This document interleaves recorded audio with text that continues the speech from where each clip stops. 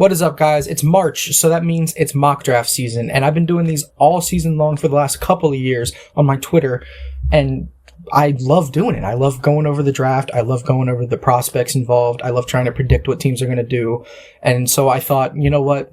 YouTube. I haven't done YouTube yet, so I'll record one for the YouTube channel. So, starting off, we have Fernando Mendoza to the Las Vegas Raiders at pick number 1. This is the most obvious pick of the draft. It's not even close. Really, I mean, he just won the Heisman. He just won a national championship. He, despite what the media is trying to tell you, just had one of the better quarterback seasons we saw in college football from a success standpoint and from what he showed on film, really, in the last decade. Fernando Mendoza had an unbelievable 2025, and Vegas needs a quarterback. The Raiders need a quarterback more than any team in football, to be honest. And Fernando Mendoza falls right into their laps with the first overall pick. There's no overthinking this one. If you see a mock draft where they have the Raiders taking anyone but Fernando Mendoza, they're lying to you and they're wrong. Okay? Second overall, I have Arvell Reese going to the New York Jets. This is honestly where the draft starts for me. There are a handful of guys that I think that the Jets could go with here. You have Arvell Reese, you have David Bailey, you have Caleb Downs even, and I was really close to picking Rueben Bain here, but I think the versatility that Arvell Reese is going to give you is something that the Jets really need right about now. The Jets have so many holes on their team, and if you can get a guy at Arvell Reese's level who can fill multiple holes at the same time with his pass rush ability and his ability to play off the ball, I'm sure New York will use him as an edge rusher if they do end up drafting him. But the fact that he can play off the ball is such a bonus for a team that has so many needs on defense. I think Arvell Reese is the guy here. There's argument that Arvell Reese is the best player in this entire class, and while I don't believe that to be true, he's in my top 3. And I think that Arvell Reese could be the guy that could eventually turn the Jets defense around. Pick number 3, I have Francis Mauigoa. Where is he at? There he is. Francis Mauigoa out of Miami going to the Arizona Cardinals. And I know you're thinking this might be a little high for a guy that isn't even top 10 on my big board, but tackle is such a big need. And with Arizona, their offensive line was rough last year. And with guys like Paris Johnson on there, you need someone else on the other side that can shore up whoever's playing quarterback back there. Because obviously this is too early to draft someone like Ty Simpson. This is much too early to draft someone like Garrett Nussmeier. They need either a playmaker or someone on their offensive line. A playmaker on defense, that is, because their weapons are good. But I think Mauigoa is the guy here. He can play guard for you day one if you need him to. And if you need him to play right tackle for you day one, that's where he just was at Miami, and he was phenomenal. This is a guy that is, in my opinion, the best tackle in the draft, and you can get him at pick 3, shore up your offensive line. I know that there's arguably better players available, but for what Arizona needs, I think Mauigoa is the guy to go. And honestly, I feel like the top 4 picks, I don't want to say locks, but I really like the chances of these top 4 picks happening, because at pick number 4, I have the Tennessee Titans taking David Bailey out of Texas Tech.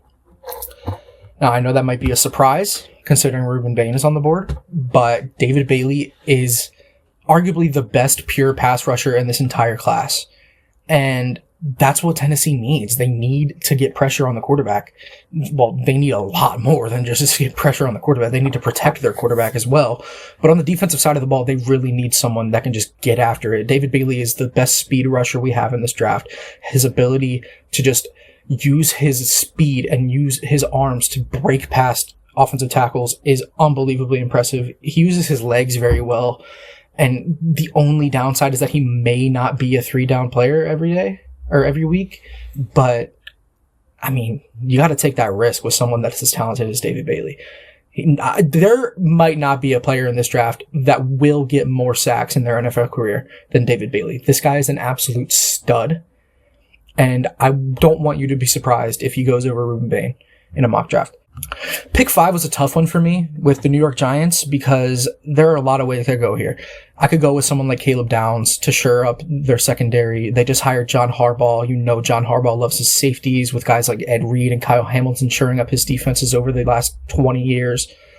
I could go with someone like Carnell Tate or Makai Lemon or Jordan Tyson to give them another weapon alongside Malik Neighbors to help out Jackson Dart even more in their offense. But there's been interest between the New York Giants and Francis Maui-Noa this entire offseason, and obviously Maui-Noa is gone here. But you can still get an unbelievably talented right tackle with the 5th overall pick, and I think that's where I'm going to go. I think Spencer Fano could end up a New York Giant. I don't want to say will end up a New York Giant, but I think Spencer Fano could end up a New York Giant. Jermaine Illuminor just had the best season of his career in New York, and he is a free agent. And I don't think he's going to return. If he does, cool. You don't need Fano, but I'm recording this before free agency, so we have no clue. Jermaine Illuminor is going to make a lot of money somewhere, so I just don't think that's going to be New York. And you need someone to shore up that offensive tackle spot. You have Andrew Thomas on the other side, who's one of the best left tackles in football when he's healthy, and you failed at drafting a tackle alongside him a couple of years ago with Evan Neal at, I believe, also pick 5, or maybe he was pick 7, whichever one wasn't Kayvon Thibodeau. I think Evan Neal might have been pick 7. Regardless, Evan Neal was a massive failure. He is one of the biggest busts drafted in the 2020s.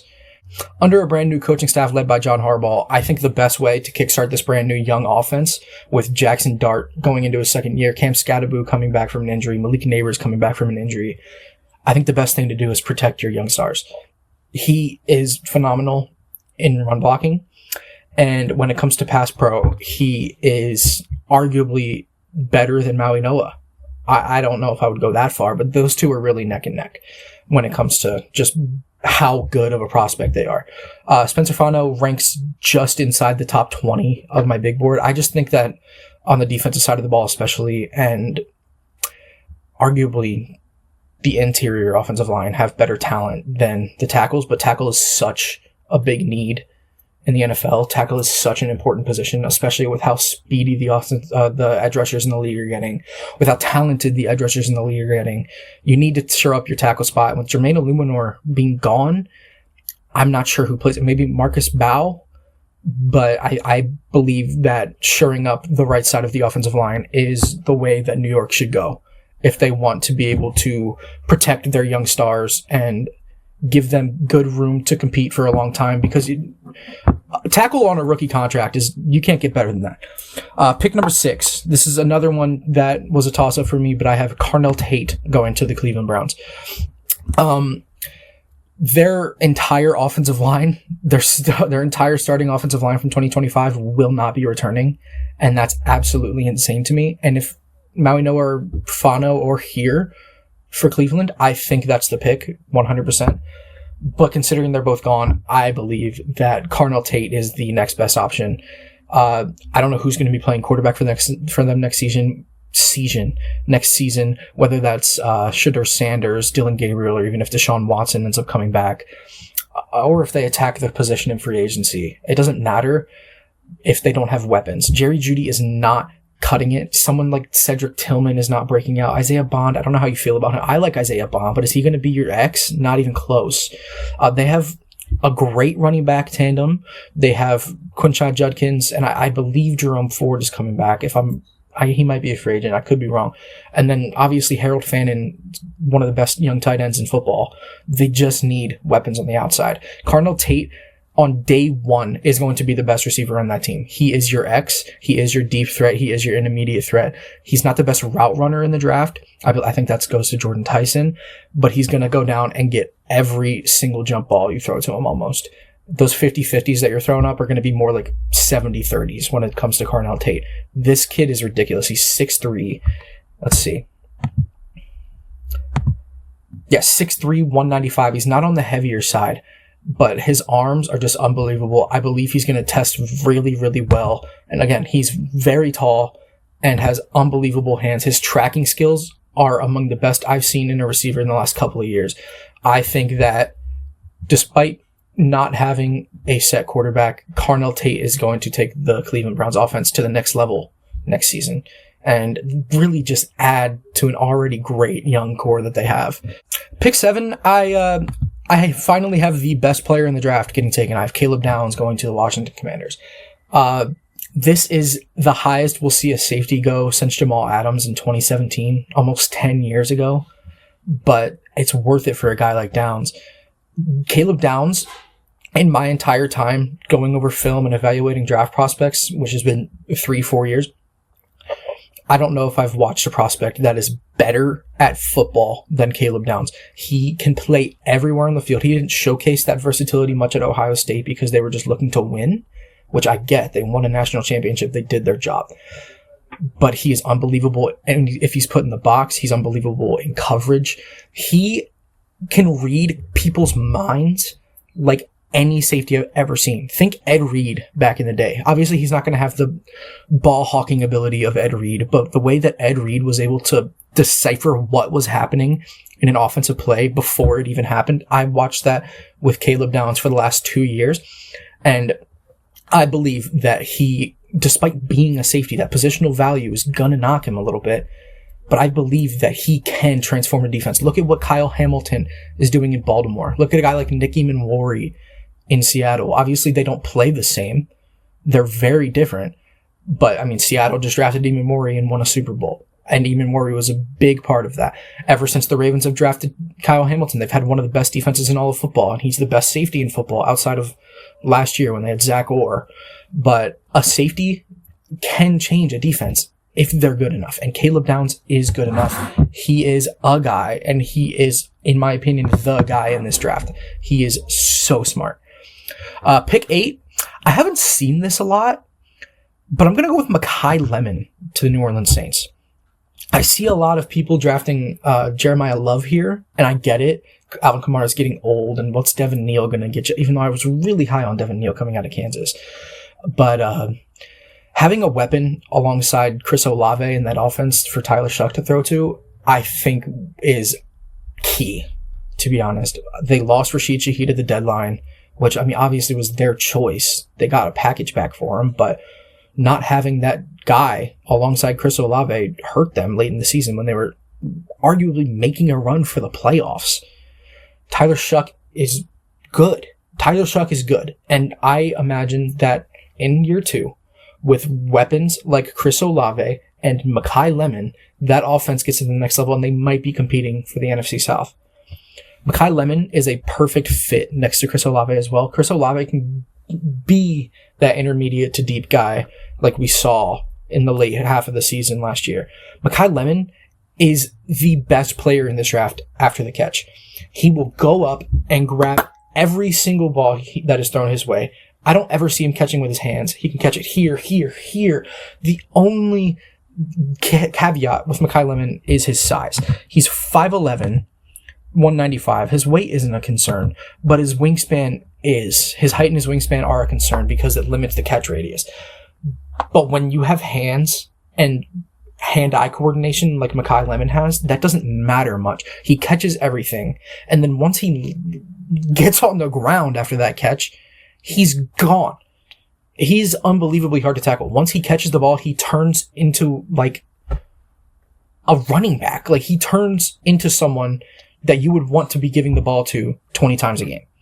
Think like Percy Harvin back in the day. He doesn't have the size that Percy Harvin has, but Percy Harvin's ability to get after it after the catch, Makai Lemon has to a T. He is unbelievable at that. And I think that that is a perfect fit next to the deep threat of Chris Olave. Pick 9.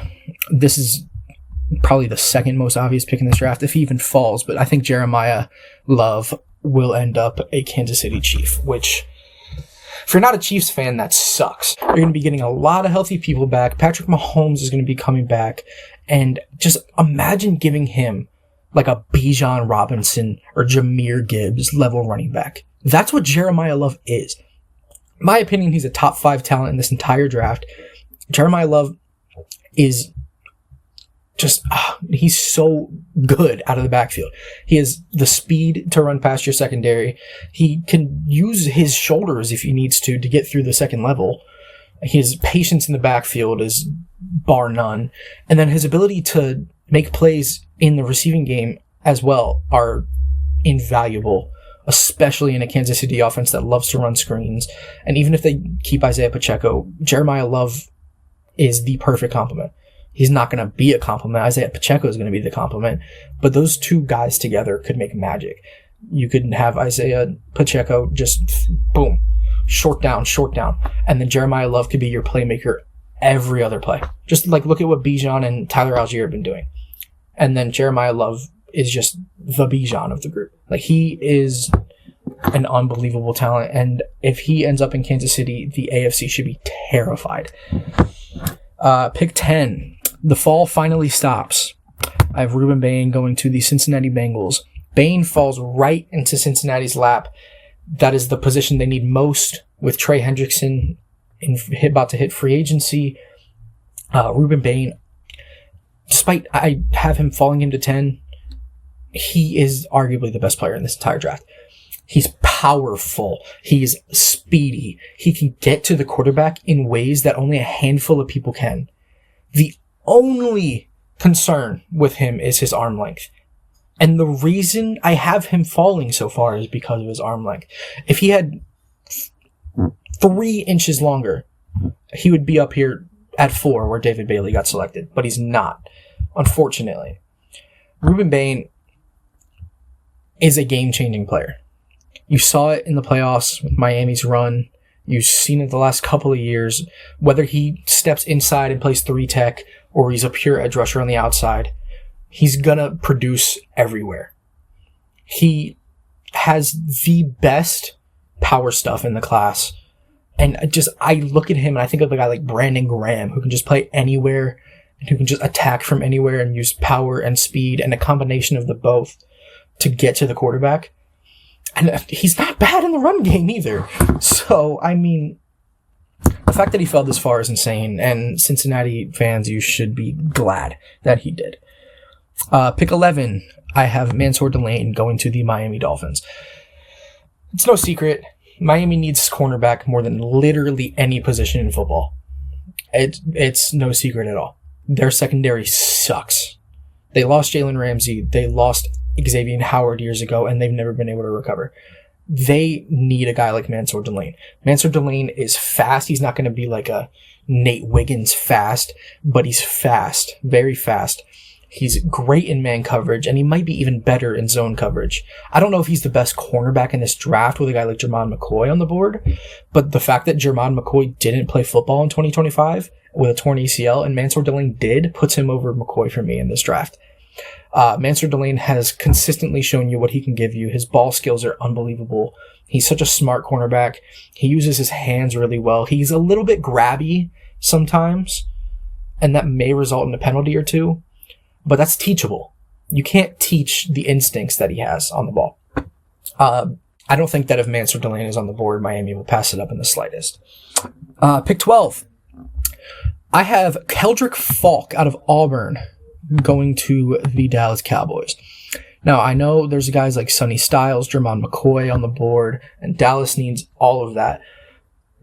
But a guy like Keldrick Falk just screams Dallas to me. He's not going to be the fastest edge rusher. He's not going to really rush outside much, but he is the perfect 5 tech. He's the perfect 5 tech in my opinion. He is so strong, and he's so smart with his hands. He can break double teams easily. I mean, like I said, he's not going to blow by an offensive tackle like someone like Micah Parsons will. And he's going to play on the inside. But the way that he's easily the best edge in this draft when it comes to run defending. And Dallas needs a guy like that. They need a big, lengthy guy who's able to use his arms well. He's 6'6", 285. This guy is built like a D tackle. But he's not. He can rush from the outside if you need him to. I've just been blown away with his ability to both defend the run and rush the passer from the inside. And I honestly think that Dallas will fall in love with that, especially if he tests well at the combine, which I think he will. Outside of the 40, of course. Pick 13, the Los Angeles Rams. This is where I have Jermod McCoy out of Tennessee heading. This is a scary sight for the NFC West. for the NFC in general. Jermon McCoy is arguably the best cornerback in this draft based on pure talent. And like I said earlier when I was talking about Mansour Delane, the only thing is that he didn't play in 2025. He's also not huge. He will run you about 6 foot 193, but that's enough. If he has solid arm length at the combine, if he runs a good 40, if he shows good intangibles, really, he might go even higher than this. But with the Rams' need of cornerback, I feel like Jermon McCoy is a perfect fit. I am blown away with his ability to just be attached to a receiver's hip. He is a man coverage machine. Jermon McCoy, if he's able to come back from his ACL injury, is going to be a game changer wherever he goes, and I think LA is the perfect spot for him. Pick 14, my Baltimore Ravens, I have selecting Vega Ione out of Penn State.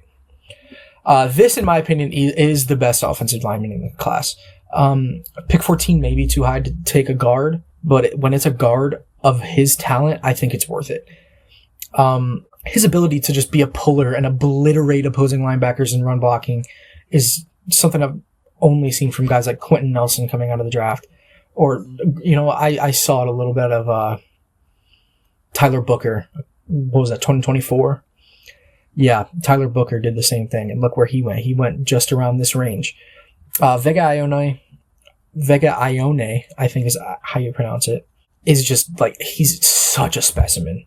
He is speedy, and the fact that he's speedy at 6'4", 328, able to get out and reach that second level, and even when he's just sitting in his guard spot, just the pass pro you see from him is unbelievable. There was an argument that he was, at the guard spot, the most valuable player for Penn State last year in a down season. He's that good. And with the Ravens' need for guard, with Daniel Faalele hitting free agency, and he needed replacing anyway, he was arguably the worst guard in all of football. And then Andrew Voorhees on the other side, who I'm sure will be replaced by Emory Jones next year, a healthy Emory Jones. Vega Ione will fit perfectly in with the Ravens. And I know it's easy to say, oh, they just hired Jesse Minter. He's going to want a defensive guy to shore that up after having a terrible defense last year. But I think that Jesse Minter realizes that the key to winning for the Ravens is keeping Lamar Jackson healthy. Lamar Jackson's arguably the best player in the entire sport, and the Ravens are nothing when he's not on the field. So drafting arguably the best lineman in the class, the best lineman in the class in my opinion, at pick 14 to help secure him for the next 5 years, really, is huge for the future of the Baltimore Ravens. Pick 15, I have Sonny Styles heading to the Tampa Bay Buccaneers. Sonny Styles also has an argument for the best player in this draft, but the fact that he's an inside linebacker is going to have him falling, and pick 15 is just where I think he goes.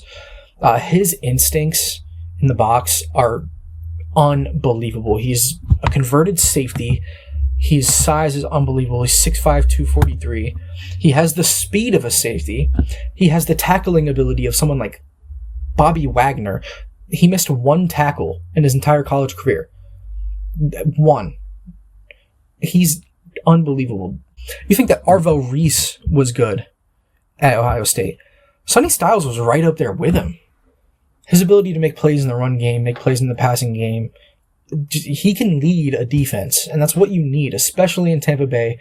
I have a hunch Levante David's going to retire. I could be wrong about that, but even then, Levante David's at the end of his career. He can coach up Sonny Styles if he stays.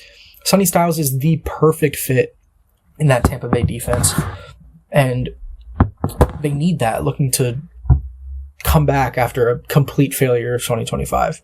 Pick 16, I have Jordan Tyson going to the New York Jets. When it comes to pure talent, it's arguable that Jordan Tyson is the best receiver in this class. He's the best route runner in the class. He arguably has the best hands in this class, but he has had the biggest injury concern for the last 3 years. He's had a collarbone injury. He's had knee injuries. He's had a torn ACL in his career. He's never played a full season in college, but when he is on the field, he is pure electricity. And with guys like Garrett Wilson in the New York offense and Adonai Mitchell coming up, they can take a risk on a guy like Jordan Tyson, because if Jordan Tyson stays healthy, like, this is going to look like a steal. Look at 2020 when CeeDee Lamb fell outside of the top 10. This is how I feel about Jordan Tyson falling to 16. It's injury concerns for Tyson. And if he can stay healthy, play alongside Garrett Wilson, play alongside whoever New York's quarterback is going to be that they draft next year, inevitably, that team is going to look good for a long time on the offensive side of the ball. Pick 17, I have Caleb Lomu out of Utah heading to the Detroit Lions. Taylor Decker, there's rumors that he's going to retire. And even if he doesn't retire, he might get cut as a cap casualty. And Dan Campbell, out of all people, knows how important it is to have a secure O-line. Detroit's offensive line in 2025, dealt with a lot of injuries, and outside of Penei Sewell, were very inconsistent, and it cost them. They missed the playoffs entirely because of it. And I'm sure Dan Campbell doesn't want to see that again. Go get Caleb Lomu, who in my opinion is the best pure left tackle in the draft, which is invaluable. And we saw him play alongside Spencer Fano. He's unbelievable in pass pro. He's unbelievable against the run. And I think he, alongside Penei Sewell, can be your tackle duo for at least the next 5 years. And with Lomu in Detroit, they're immediately back to contention. They're immediately back to competing for the NFC North title. They're immediately back to competing for the NFC. And I just think that a guy like Lomu is a perfect fit in a Dan Campbell system. He's physical. He's really physical. Pick 18. Minnesota needs a cornerback bad. And there are some really good ones on the board. We have Avion Terrell. We have guys like Brandon Cisse, Keith Abney, Colton Hood, who had an unbelievable season in Tennessee after Jamad McCoy went down. But I'm going to end up going with Brandon Cisse here. While I don't think he's the 18th best player in this draft, he is the most physically gifted cornerback in this draft. He is an absolute specimen. He is going to run you 6 foot 190, which his size isn't very impressive, but he is going to test unbelievably. He's going to have a great broad jump. He's going to have a great vertical. He's going to run an unbelievable 40. He might break 4.3. Like, this is a physical freak. And with how badly Minnesota needs a cornerback, I think they can risk not taking a nickelback like Avion Terrell. Avion Terrell can obviously play on the outside, but Avion Terrell is small. Avion Terrell is 5'11", 180, and his arms are much shorter than Cisse's. Cisse's going to play on the outside. He's going to be athletic enough to match with any receiver in the NFL. The only thing is, can he keep up? Can he have the mental ability to play man coverage and zone coverage in the NFL? And I think he can. He showed that a lot at South Carolina. He relied on his athleticism a lot at South Carolina, but I believe he very much can turn into an elite coverage cornerback. And when you have an elite coverage and elite physicals, getting a guy like that at 18 is an absolute steal, and I'm sure that's how Minnesota views it. Pick 19, I have Caleb Banks out of Florida going to Carolina. Caleb Banks didn't play much in 2025, but when he did, my God, was he explosive. He reminds me so much of like Chris Jones. And you saw what Chris Jones has been able to do for the Kansas City Chiefs over the last decade, really. Caleb Banks is just that. Having him alongside Derek Brown, who is arguably the best run defensive tackle in football, is a perfect fit. Caleb Banks is going to get to the quarterback. He is strong. He is fast. When I was talking about how Brandon Cisse plays at cornerback, Caleb Banks plays the exact same way at defensive tackle, if that makes any sense. He plays so physically. His athleticism is through the roof. He can break any blocker. He can break double teams. He's not going to be your nickel. But when you have Derek Brown, you don't need a nickel. He is going to be exactly what Carolina needs. He can get to the passer. He can play the run. I had Peter Woods as the best defensive tackle in the draft for a long time, but in the last couple of weeks, like just going over Caleb Banks' film from especially 2024 and when he was healthy in 2025, I'm unbelievably impressed. I'm unbelievably impressed by Caleb Banks, and I think that he has the ability to become a Chris Jones level player. Pick 20, we have the Dallas Cowboys back up after their trade with the Green Bay Packers, where they sent them Micah Parsons. I have them taking Avion Terrell out of Clemson. I just talked about Terrell, 5'11", not a big cornerback at all, smaller arms, not very heavy, but he's arguably the best man coverage corner in this entire draft. His tape, it looks like he's running the routes for them. He's on their hip at all times. His ability to turn his head and make a play on the ball, unbelievable. But it's literally just the fact that he's not big. If he were 2 inches taller, he's the first cornerback off the board. And I mean, he's only an inch or two shorter than Delane and McCoy, but they just have longer arms than he does. Terrell, whether he's playing in the slot or outside on your X or your Z, is going to be able to match up with them in man coverage. He didn't show amazing skills in zone coverage because of his size, but he's smart enough to play zone coverage in the NFL. Where he really shines, though, is in man coverage. And if Dallas runs a lot of man coverage like they have in the past, with guys like Deron Bland and Trayvon Diggs obviously jumping those routes and letting up wide open touchdowns, Aaron Terrell's not going to do that. It's going to be a breath of fresh air in Dallas. He's going to make plays on the ball, but he's going to do it while clamping up your best receiver. And whether that's in the slot like a Cooper DeJean or whether that's outside, he's going to be able to play elite man coverage. That's a skill that's not just going to go away just because you're at the next level. His hips are unbelievable. His feet are unbelievable. The way he rotates and just matches what your receiver is doing reminds me so much of watching Quinyon Mitchell tape last year. Quinyon Mitchell, obviously, not last year, sorry, 2 years ago. Quinyon Mitchell obviously is a few inches taller, which is why he went so high in the draft and has been so successful. But his ability to just match in man coverage is what I see out of Avion Terrell. Pick 21. The Pittsburgh Steelers need a few things. They need receiver and they need offensive line, in my opinion, the most. When you look at receiver, you have guys like Denzel Boston, KC Concepcion, Chris Bell, Omar Cooper. Elijah Surratt has gotten first-round talks, which I don't think he goes first round, of course. But then you look at the tackles. You have guys like Caden Proctor, Monroe Freeling, Max Iheanacher, Blake Miller's gotten first-round talk. And while I do think there's a good chance that they go tackle, I think the guy here is going to be Omar Cooper. I could have gone with Denzel Boston. I'm not going to say I think Denzel Boston isn't better because I do think he's better than Omar Cooper.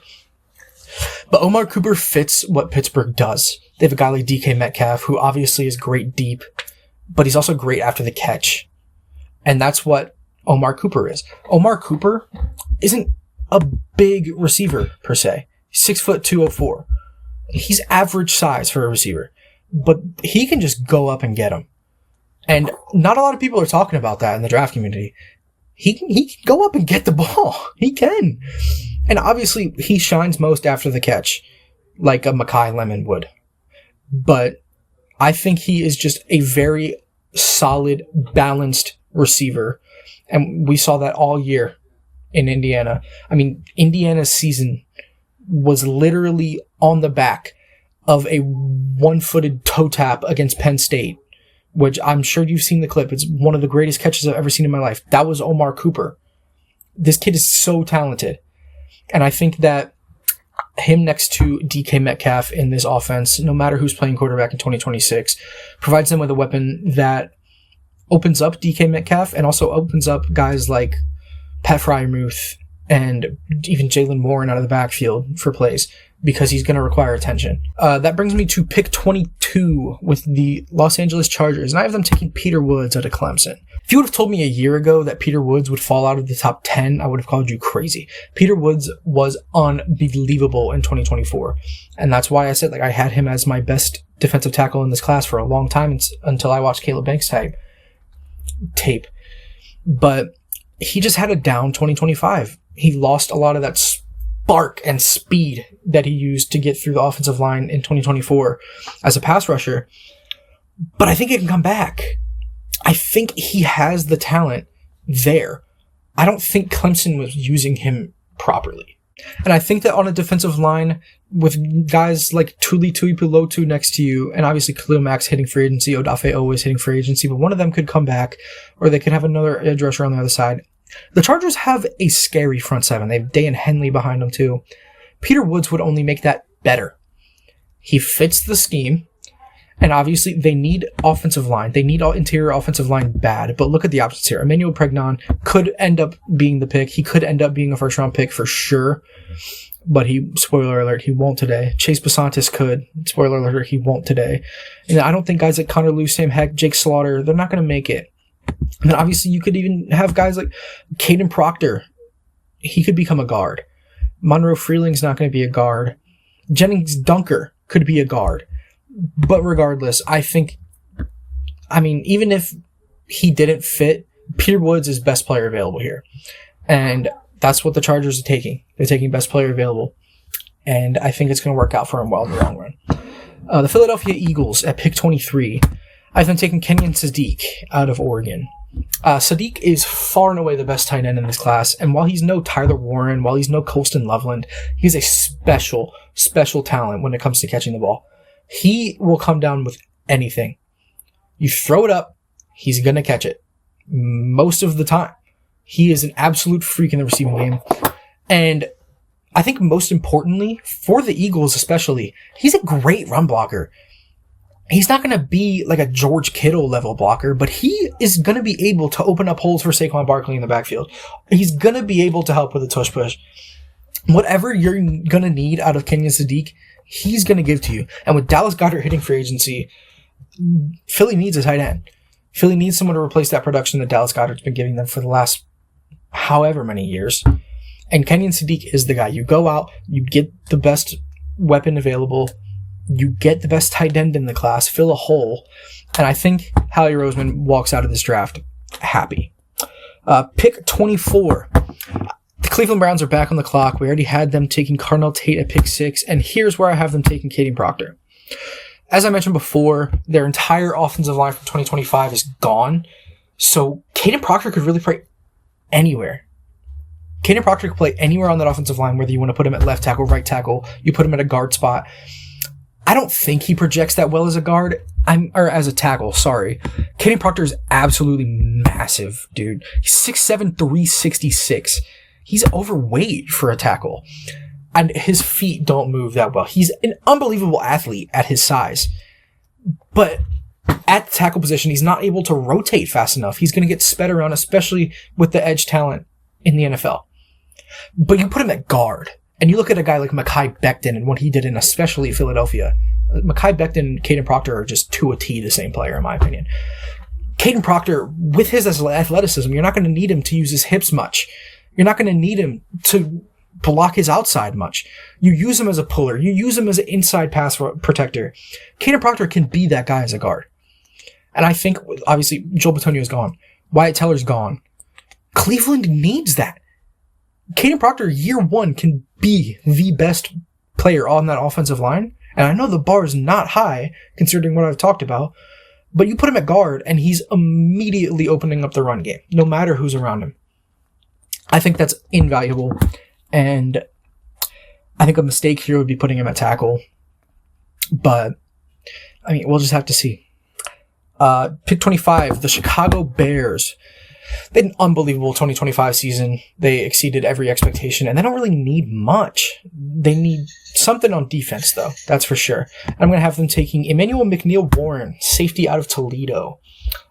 This kid is a freak athlete.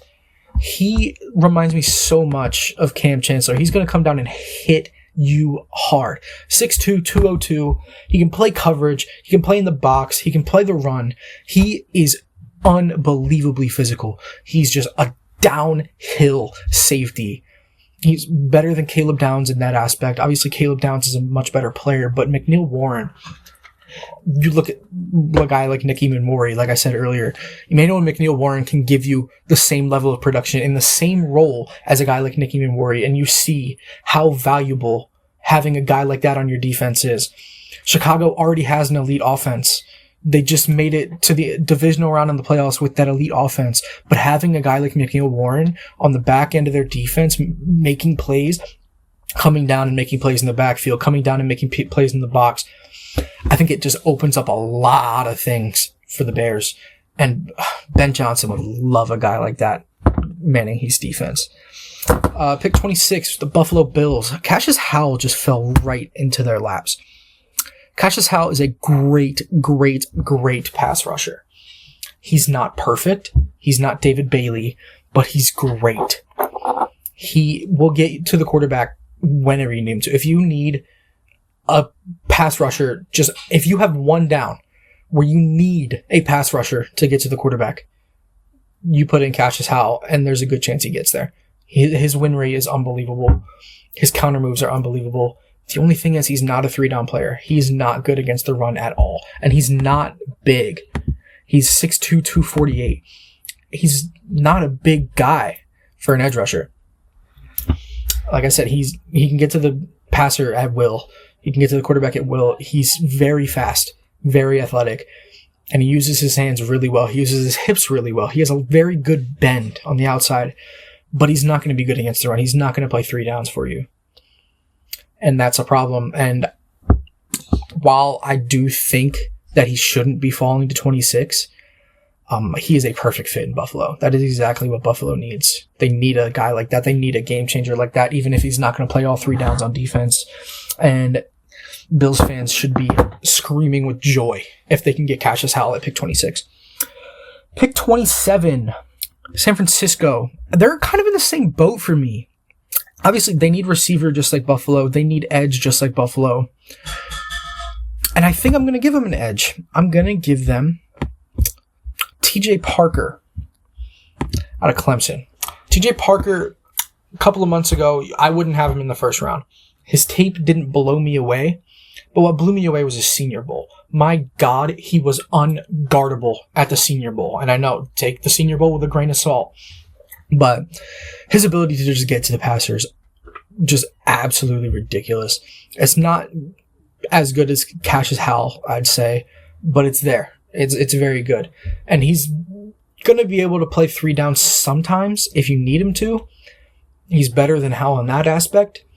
But I just think he's on that same level, and he's going to give San Francisco the same thing as Cassius Howell is going to give Buffalo, which San Francisco desperately needs. Nick Bosa can barely stay on the field, and other than that, who are they going to have? Michael Williams was a great rookie, but he also wasn't able to stay on the field. And Michael Williams is going to play a much different role than TJ Parker. Michael Williams is massive. Michael Williams is physical. Michael Williams plays a similar role to Keldrick Falk, not TJ Parker. You need that complementary guy. And with Nick Bosa, I don't know if he's near the end of his career, but he can't stay on the field. And I think TJ Parker, just even if Nick Bosa is healthy, gives them a rotation of edge rushers that will really, really, really help them and help them compete for the NFC West once again, because you're going to need that. You're going to need a guy like that in that division. Pick 28. I have the Houston Texans taking Lee Hunter out of Texas Tech. Lee Hunter's ridiculous, dude. He's probably the best pass rusher out of the D-tackle spot in this entire draft. He's an unbelievable 3-tech. He can get to the quarterback almost at will. He can shed double teams. He uses his hands very, very well. He sheds blockers very, very well. And we saw that at the Senior Bowl. He had an unbelievable Senior Bowl, similar to TJ Parker. But his tape didn't blow me away like a Caleb Banks or a Peter Woods did in college. He's going in the first round because of his production at the Senior Bowl right now. And I believe he's going to test very well. He's, like I say, he's an unbelievable pass rusher at the 3-tech spot. I need to see more out of him in the run game. And that's about it. I mean, he just adds a level of intensity to the interior defensive line in Houston with Danielle Hunter and Will Anderson around him. Just adds more pass rushing threat. He's not going to see many double teams with those two on the other sides.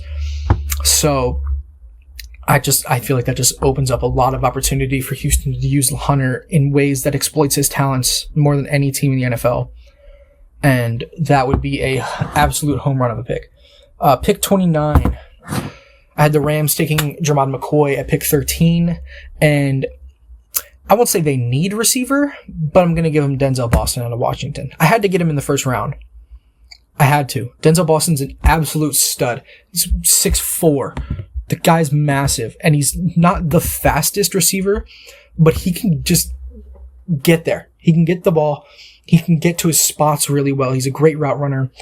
With Devontae Adams hitting free agency, Denzel Boston reminds me of him, kind of.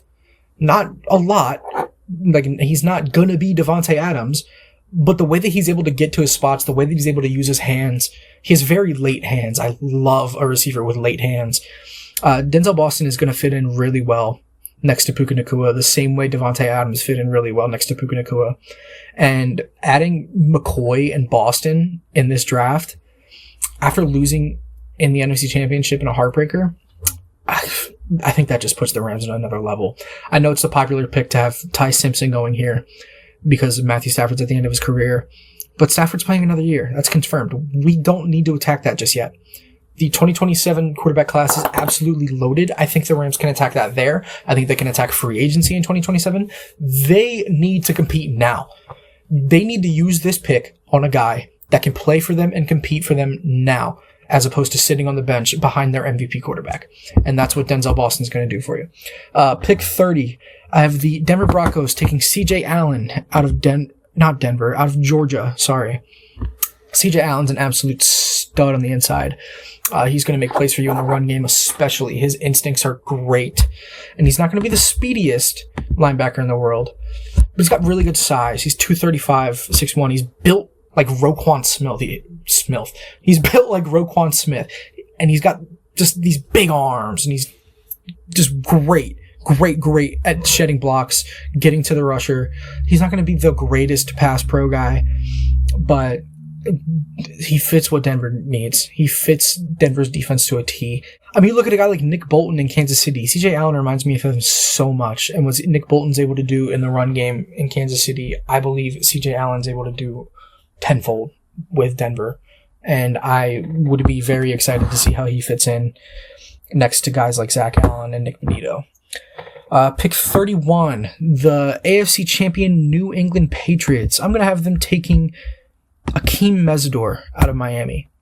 Akeem Mesidor is an unbelievable talent, really. There's argument that he's one of the best players in this draft when it comes to just pure pass rush and size and stuff like that. But the caveat is he's 24 years old. I mean, he's 6'3", 280. The guy's a freak. And he can get to the quarterback very, very well. But like I said, he's 24 years old. He's going to be a 25-year-old rookie. That's a concern. But for a team like New England, who just made the Super Bowl and who already has a young roster, I don't think they're very concerned about age. You saw what Sam Darnold did in the Super Bowl. He had pressure, but he was able to get the ball out with that pressure in his face. And really, a lot of that pressure came from the elite secondary play that came from New England in that game. Having a guy like Akeem Mesidor, who's going to be able to finish those plays, finish those pressures, and actually bring the quarterback down in the backfield will be insanely good for the Patriots. That will play dividends in them pursuing another Super Bowl appearance. I think Mesidor is the perfect fit in New England. I cannot stress that enough. Pick 32, the reigning champion Seattle Seahawks. I've been taking Colton Hood out of Tennessee. Like I said earlier, Colton Hood had an unbelievable 2025 as the cornerback 1 in Tennessee after Jermon McCoy went down. But he's going to be able to do that at the pro level as well. He's unbelievable when it comes to man coverage. He's a great zone corner. He's going to test very well. And I guarantee you Reek Woolen's not coming back. They need a guy next to Devon Witherspoon that's going to be able to play like Devon Witherspoon. And he is. Obviously, Kobe Bryant's leaving the secondary. They're going to need to shore up that pass coverage with multiple guys leaving their secondary, even if one of them is a safety. And I think picking a guy like Colton Hood could help them repeat. Could help them repeat very much. I think all of these guys are going to be able to compete for starting jobs in year one, and especially be able to compete against pro-level talent in year one. And Colton Hood is no exception. And that's going to wrap it up. As of February 19th, obviously this is before free agency, this is before the combine, this is how I think the first round of the NFL draft is going to go down. And obviously I could do something with trades. There's obviously going to be trades. But with no trades, nothing like that, this is how I think the NFL draft is going to go down. Are there any surprises? Is there anything you like? Anything you don't like? Let me know in the comments. Let me know if you like the player that I chose for your team in the comments. I'd appreciate it a lot. I might make more of these. I'm going to do a lot more of these on Twitter for sure. So follow me at Nate_X11. And I might post some more here as the combine ends, as free agency ends, as we get closer to the draft, especially, I'll be going to the draft. Maybe I'll be making some content. So just subscribe and be on the lookout for that. And peace.